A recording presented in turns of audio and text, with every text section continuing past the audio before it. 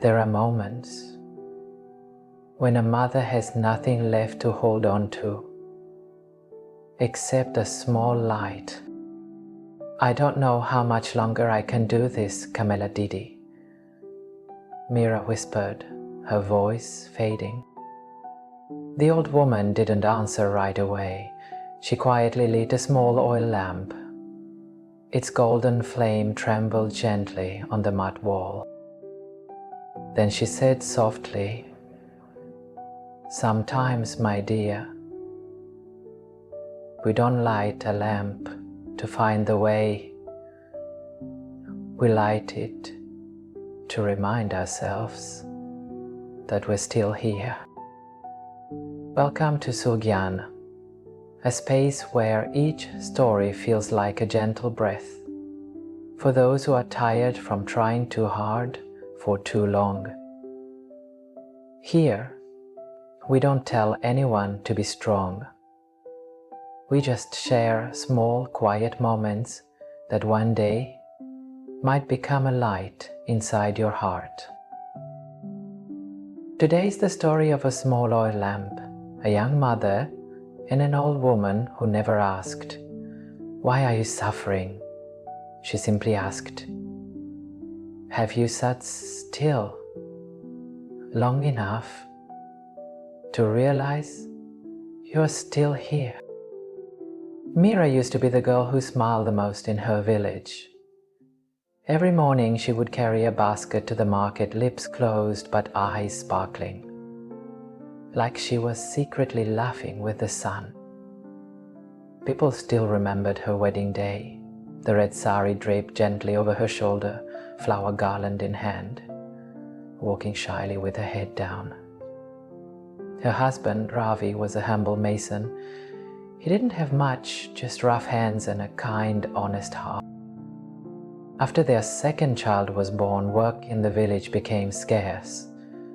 Ravi decided to go to the city to find a job. "Just a few months," he said. "I'll send money home and then bring you and the kids to live with me."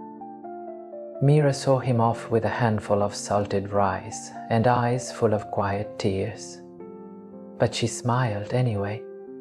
She believed in him, in the sky, and in the life they had built with their own hands.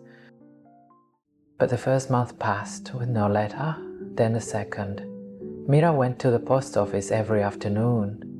The postman would shake his head and eventually stopped meeting her eyes. The rice jar was nearly empty.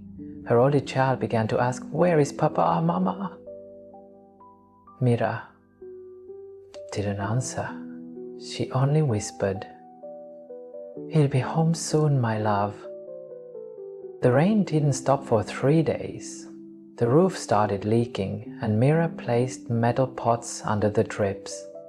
That night, the baby had a high fever, his skin burning hot. With no money for medicine, Mira held him all night, fanning gently, whispering something, maybe prayers or just choked tears. Every cough, every shallow breath felt like a crack inside her chest. The rice was gone. All that remained on the stove was one dry onion and a pinch of salt. Neighbors began to look at her with pity. And something else? Her husband's probably left her for good. Mira heard those words, but didn't react. They landed deep in her, like tiny knives, but made no sound. That night, after hours of holding her feverish baby, Mira sat in silence. The wind howled through the leaking thatch. Water pooled around her feet. Her eyes looked far away, like she was staring at a place where pain no longer reached her. Outside the door, a clothesline swayed gently in the wind. Mira stared at it for a long time. So long she could no longer hear the rain or her baby's breathing. She stood up, walked to the door, and slowly unlatched it with trembling hands. For a moment, her mind forgot everything, forgot the baby, forgot who she was. She just felt light, tired, ready to disappear. But then a small voice from inside cried out, "Mama, Mama." Mira froze. That voice touched the last part of her that was still alive. She let go of the door, turned back, knelt beside her child and held him tightly. She cried, not for anything specific, but because she had just come so close. To losing the one thing she couldn't afford to forget, she still had. The next morning, after the rain had stopped, Mira carried her baby to Kamala Didi's house. The old woman lived in a small mud hut under a giant banyan tree, where villagers often came when their hearts felt heavy. Kamala didn't give medicine or advice. She just sat quietly, lit her oil lamp and listened, as if that alone was her purpose in life. Mira laid her baby on a mat and sat down beside her. For a long time she said nothing, only the sound of rainwater dripping from the thatch to the earth. At last, she whispered, "I have nothing left, Didi. I don't know how much longer I can hold on." Kamala didn't ask anything more. She simply passed Mira a cup of warm water, then spoke softly. "You know, there is a story I've carried in my heart for many years. Once, there was a man so poor he had nothing left. No money, no home, no family, only his legs, and a sadness no one could touch. One day he sat by the river and cried. An old woman walked by and asked, 'Why are you crying, child?' The man said, 'Because I have nothing.' The woman smiled and said, 'But you still have the river, the breeze, your eyes to see, and your feet to walk. If you only see what you've lost, you'll miss what's still waiting for you to keep going.'" As Mira listened, her heart began to slow down, like breathing in a calmer rhythm. Kamala closed her eyes and whispered, "That man stayed poor, but he was no longer the same, because he had changed the way he looked at the world." That night, Mira came home and lit the oil lamp again. Its small flame flickered against the thatch roof, trembling like her own heart. She didn't think about money or Ravi.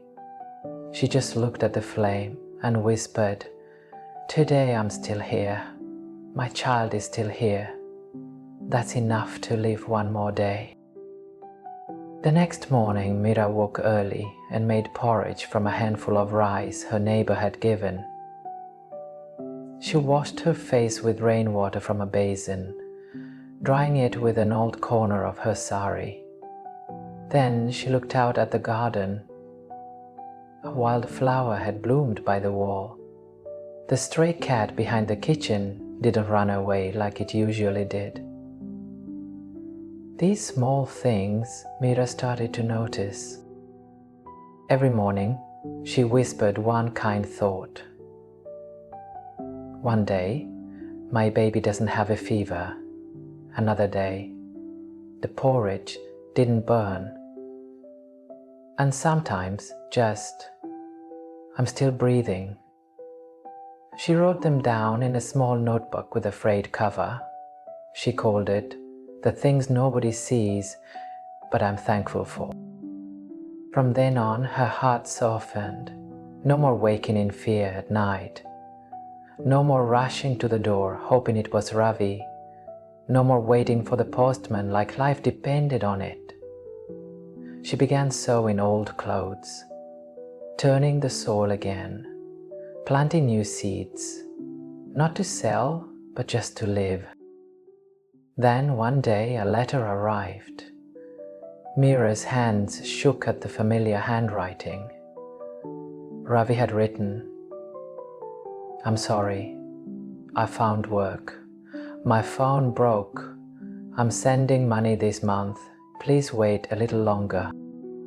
Mira held the letter, sat down on the floor, and cried. But not from pain. She cried in relief for the first time. Not because of the letter, but because her heart was warm enough now to receive anything. That evening, Mira returned to Kamala's hut. She didn't say a word, just sat with her beneath the banyan tree. They lit a small lamp together and sat in silence.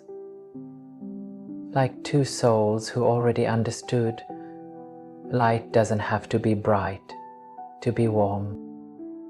It wasn't the letter that made Mira cry.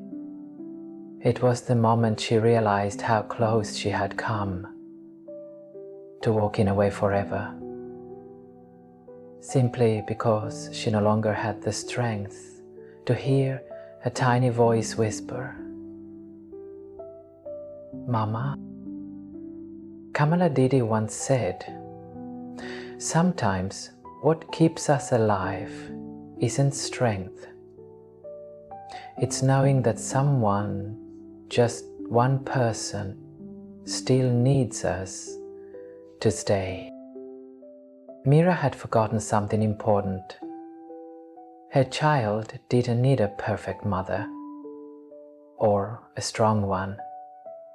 He just needed someone who stayed. Someone who held him through the fever and lit a small lamp, just bright enough to see each other in the dark. If you're tired today, don't push yourself more. Sit down for a while. Breathe slowly, not because you must do anything, but because you're still here. Thank you for listening till the end. If this story brought even a little softness to your heart, hold it gently, just for yourself first. And when you're ready, maybe share it with someone who might be needing a small lamp in the dark.